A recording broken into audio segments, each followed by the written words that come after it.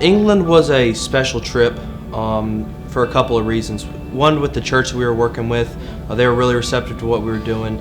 The people over there that we were talking to were not the same as Americans in the senses as they weren't used to the same message we were used to, especially here in the South. At the beginning of the trip, it was a long trip.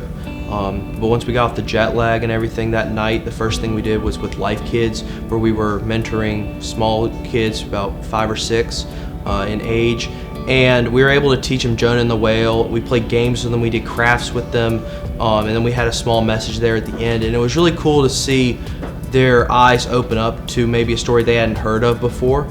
Just talking to a lot of other people that we meet on the street when we were handing out leaflets, we learned a lot of people there don't go to church. A lot of people there aren't necessarily raised in the church. It was really cool to see just an experience to meet people that are different from us, but still are receptive to the gospel, and that just shows the power of Jesus, that he can be worldwide. So we were up doing landscaping. This was the first or second day that we were in England. We were up doing landscaping. We were pulling vines off of a wall. This man came up to us and he was wondering what we were doing over here in England, and we were like, we're here to serve Full Life Church. We're doing some landscaping here and we're spreading the news of the gospel.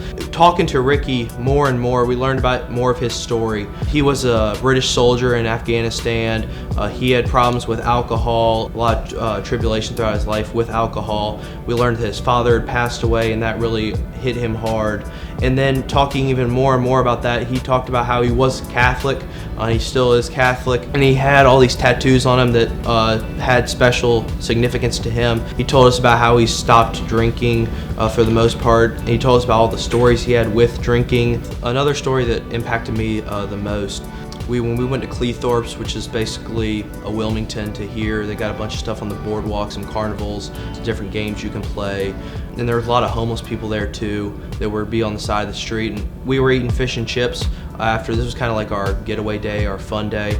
And so we were playing football, and then we ate some fish and chips. We were sitting on the boardwalk, and I finished my fish and chips as well as a lot of other people. After we had finished, Isabel came up to me and was like, well, I have some food left over that I'm not going to eat because I'm pretty much full. And she was like, do you want to give them to some other people? And I was like, sure, let's do it. And I know there's a homeless man right down the road. So we went over there to him, and with the presumption that the most we could probably do and the most we wanted to do was just give them a little bit of hope. Know that with these type of people, they're in such rough conditions.